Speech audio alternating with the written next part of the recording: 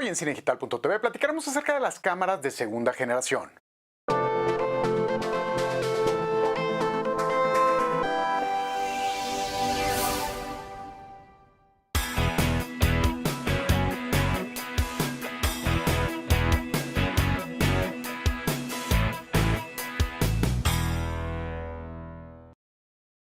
Hola, ¿qué tal? ¿Cómo están? José Luis Sáenz de cinedigital.tv y en esta ocasión vamos a platicar acerca de lo que se llaman cámaras de segunda generación. A partir del curso de la semana pasada y del interés en cámaras como la NX100 que tenemos aquí y también muchas preguntas que se relacionaron con la X70, decidimos hacer este programa donde vamos a platicar en particular acerca de lo que se denominan cámaras de segunda generación.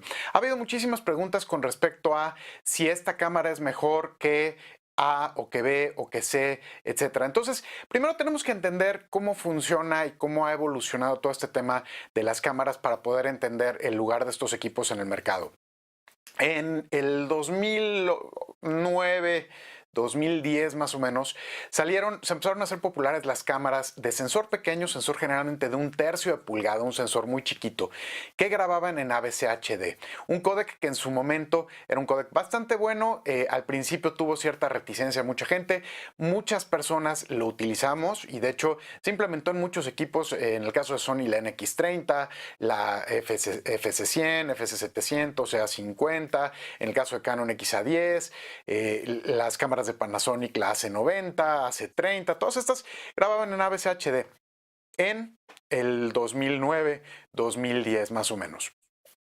Las características de AVC HD es un códec de segunda generación basado en MP4 con un bitrate máximo de 24 megas por segundo trabajando a 30p y si nos vamos a 60p más o menos se va a 28.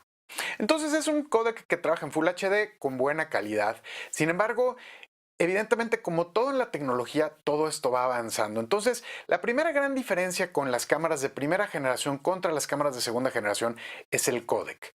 En el caso de los equipos de Sony, como la NX100 o la X70 que tenemos aquí, utilizan un códec de segunda generación llamado XAVC.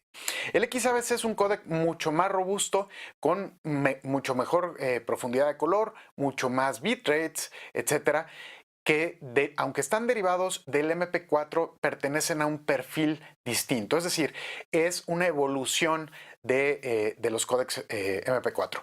¿Qué cámaras utilizan XAVC? Prácticamente ya todas las nuevas de Sony. La A7S, la NX100, X70, FS5, FS7, F55.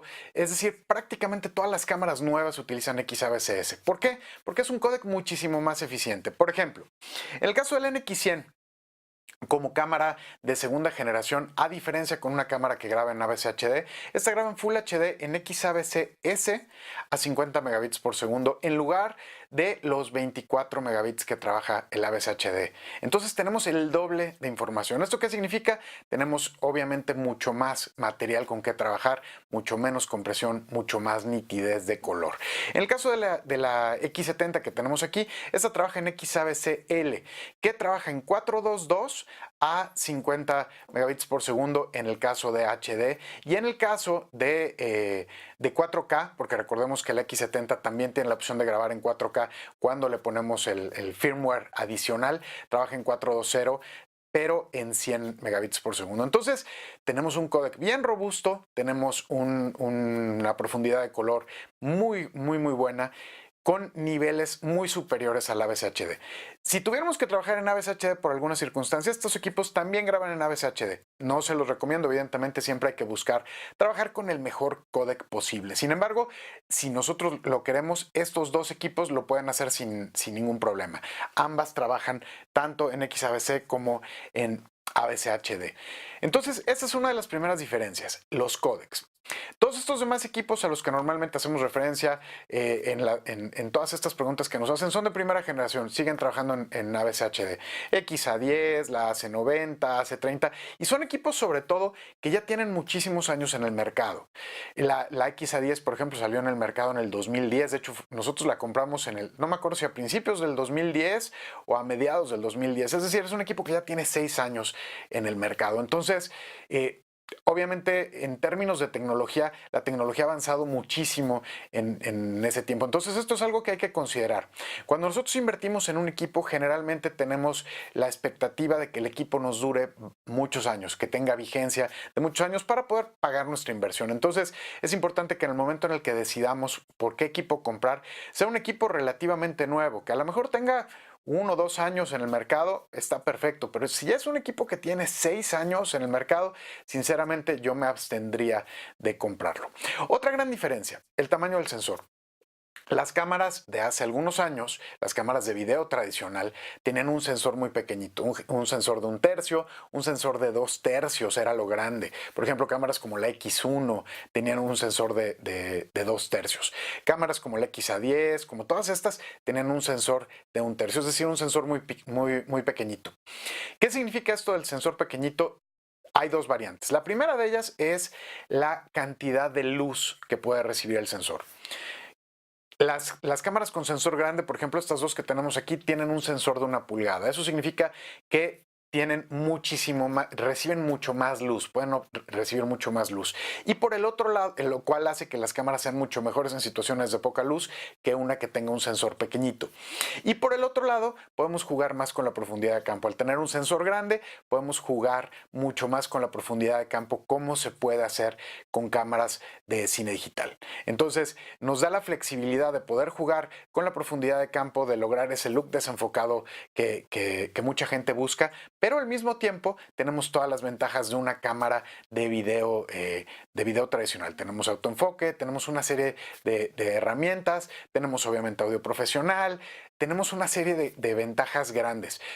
Otra de las cosas de este tipo de cámaras de segunda generación es que han ido implementando funciones que en un principio no eran comunes. Por ejemplo, las cámaras de gama baja del 2010 tenían filtro ND electrónico. Era una densidad neutral electrónica, no era una densidad neutral óptica. En el caso de estos equipos tienen una densidad neutral óptica. Y al tener un sensor de tamaño grande, eso significa que si estamos trabajando en exteriores podemos utilizar la densidad neutral, cortar la cantidad de luz que entra para poder trabajar con el lente mucho más abierto y poder obtener un desenfoque. Entonces, todo esto son ventajas que nos da.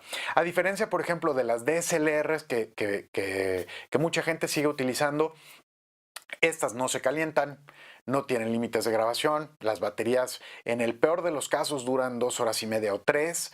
En el mejor de los casos, por ejemplo, con las baterías de uso extendido en estos equipos, nos podemos ir incluso hasta 7 horas con una 970 en el caso de la NX100 o con la batería extendida en la X70. Entonces, tenemos muchísimas ventajas, muchas ventajas. Hay que tomar en cuenta que todo este boom de las cámaras de sensor pequeño surgió en el 2010. Todo el boom de las DSLRs surgió en el 2009. Son prácticamente 7 años, casi 8, de que todo esto surgió. Entonces, todo esto ha ido evolucionando y entonces nosotros tenemos que ir pensando en todo lo que viene. Hemos hablado ya en muchas ocasiones del tema de 4K, que por ejemplo cámaras como la X70 permiten grabar en 4K con el firmware adicional. Entonces, si ustedes están pensando en invertir, hay que considerar todos estos factores. ¿Qué ventajas me da? ¿Qué tan robusto es el códec? ¿Qué tan fácil o difícil es de procesar? ¿Qué tan eficiente es en términos de almacenamiento? ¿Qué tan eficiente es la media? ¿Qué tan fácil me va a hacer trabajar o no? ¿Tengo que grabar el audio en doble sistema? ¿Tengo que llevar equipo adicional? ¿Puedo trabajar con cámara en mano? ¿Tienen estabilizador o no tienen estabilizador los lentes? ¿Tengo que invertir en lentes adicionales? Es decir, son muchos factores que todos estos equipos han ido incorporando. Por ejemplo, en términos de lentes, la X70 tiene un lente size. En el caso de la NX100 tiene un lente de la serie G de Sony, con rangos de zoom muy amplios, con zoom electrónico si nosotros así lo queremos. Incorporan la tecnología esta Clear Image Zoom que nos da un rango muchísimo más extenso. Es decir, nos ofrecen múltiples ventajas sobre equipos de generaciones anteriores. Los equipos de generaciones anteriores de la mayoría de las marcas, incluyendo a Sony, tienen el zoom electrónico. El zoom electrónico, como lo hablábamos ya la semana pasada en el curso, prácticamente lo que hace es destruir la imagen, amplifica de forma electrónica la imagen y nos reduce la calidad de forma impresionante. El Clear Image Zoom prácticamente hace indetectable si estamos trabajando con el doble de zoom. Estas tienen normalmente 12x, que con el ClearMatch Zoom nos vamos a 24x sin ningún problema. Las otras no lo tienen. Entonces, todos estos factores hay que considerarlos, hay que hacer nuestra tarea en el momento en el que vamos a decidir en qué equipo invertir, ya que, como se los comentaba, invertir en tecnología de hace 6 años, sinceramente, no se me hace muy inteligente. Vamos a hacer una analogía, por ejemplo, ¿quién buscaría ahorita comprar un iPhone 1 o un iPhone 2? Prácticamente nadie. ¿Por qué? Porque no tiene sentido.